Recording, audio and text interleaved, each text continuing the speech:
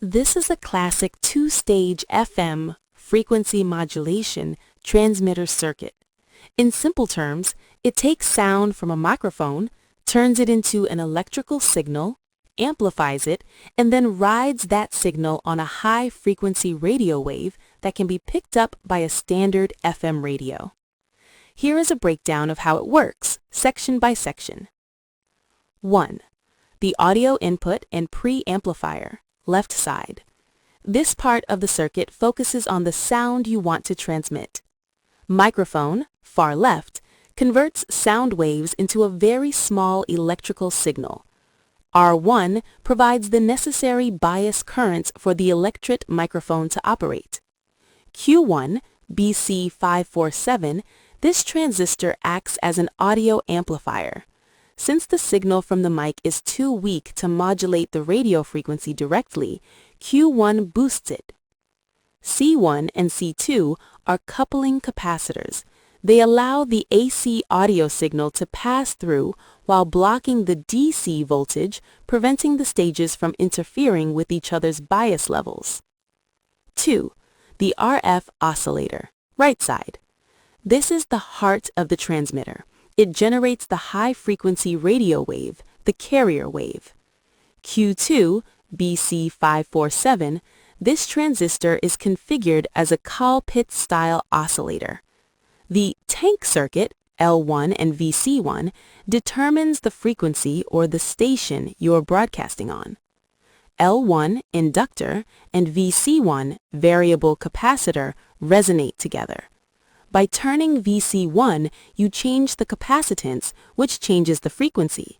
The resonance frequency F is calculated by F equals 2 pi square root L times C. C6, 5.6 pF, is a feedback capacitor. It feeds a portion of the signal from the collector back to the emitter to keep the oscillation going, like pushing someone on a swing at just the right time. 3. How the FM happens.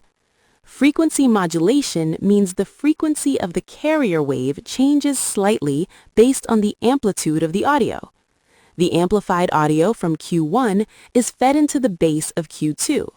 This changing audio voltage slightly alters the internal capacitance of the Q2 transistor, specifically the junction capacitance.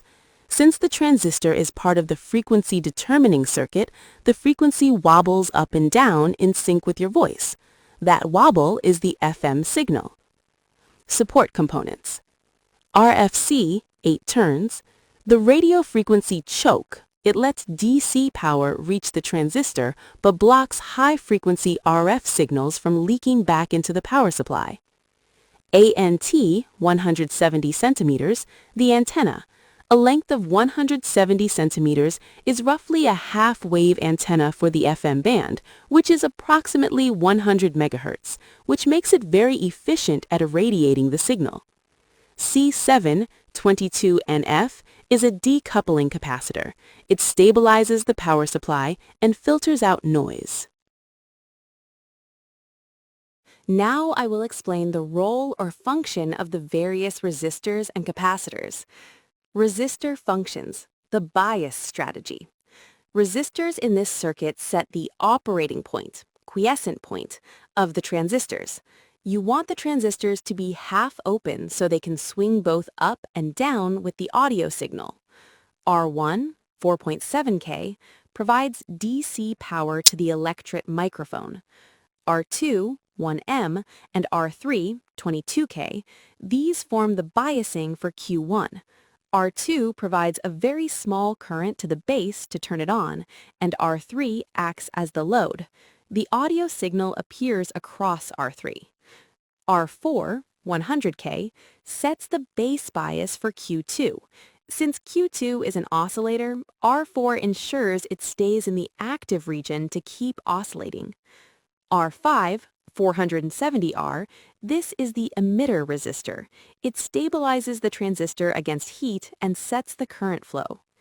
The roles of C4 and C5. These two capacitors are critical for the RF stability of the oscillator.